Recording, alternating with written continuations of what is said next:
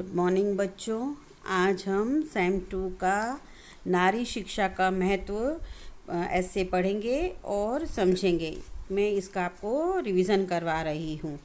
आशा है आप सब घर पे स्वस्थ होंगे।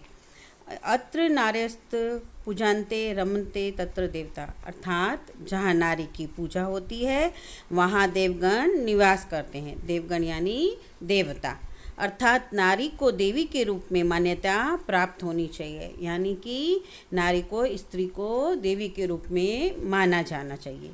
आज के युग में नारी सुशील और शिष्ट क्यों ना हो, अगर वह शिक्षित नहीं है तो उसका व्यक्तित्व बड़ा नहीं हो सकता।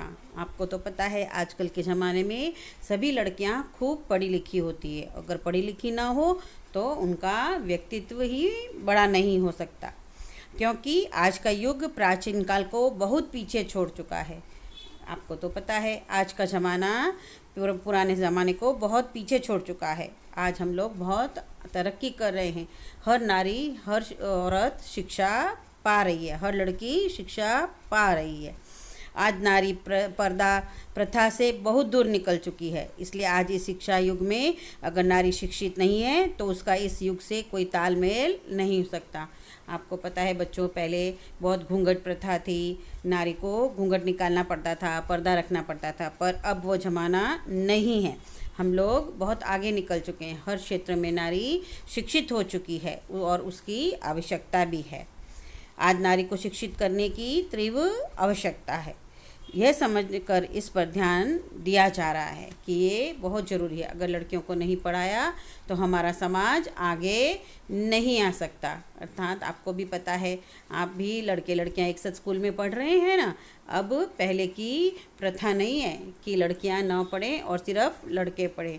आप देखो हर एक फील्ड में, हर एक क्षेत्र में नारियां आगे हैं, स्त्रियां, लड़कियां हर जगह हैं। आजकल लड़कियां प्लेन भी उड़ा रही हैं, हेलीकॉप्टर भी उड़ा रही हैं, घुड़सवारी भी कर रही हैं, सब में स्त्रियां। आज का युग शिक्षा के प्रचार प्रसार से पूर्ण विज्ञान का युग है। शिक्षित नारी में आज पुरुष की शक्ति और पुरुष का वही तेज दिखाई पड़ता है। अर्थात बच्चों, पढ़ी लिखी नारियां हों, स्त्रियां हों, लड़कियां हों, तो उनमें भी पुरुषों जैसा ही तेज दिखाई पड़ता है।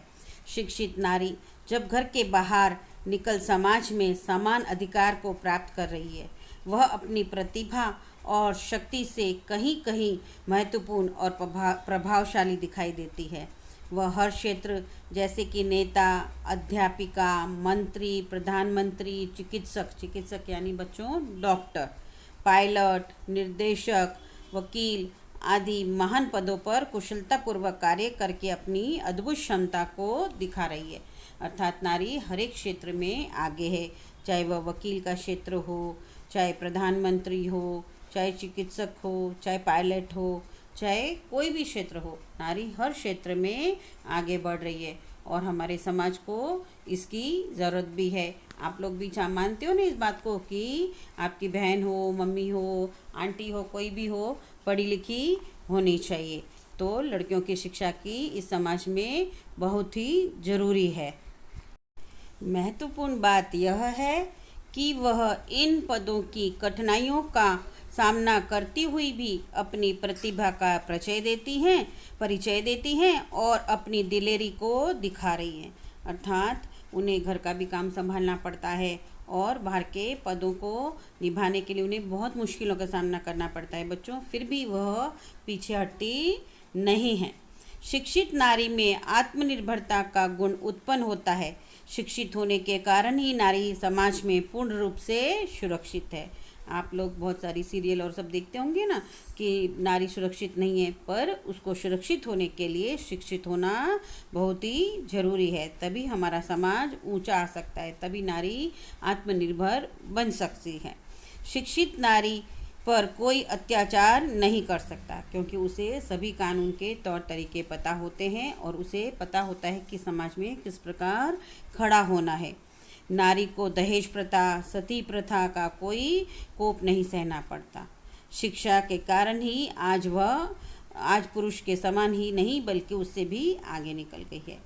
अर्थात बच्चों, इस शिक्षा के कारण ही नारी पुरुषों से भी आगे निकल गई है। उसे किसी भी दहेज प्रथा का, सती प्रथा का, जो कि आपने हिस्ट्री में भी पढ़ा होगा, उसका सामना नहीं करना पड़ता है। नारी को शिक्षित होना बहुत ज़रूरी है। नहीं तो आपने अपने इतिहास में और सब में पढ़ा होगा कि किस प्रकार नारी को कष्ट दिया जाता था।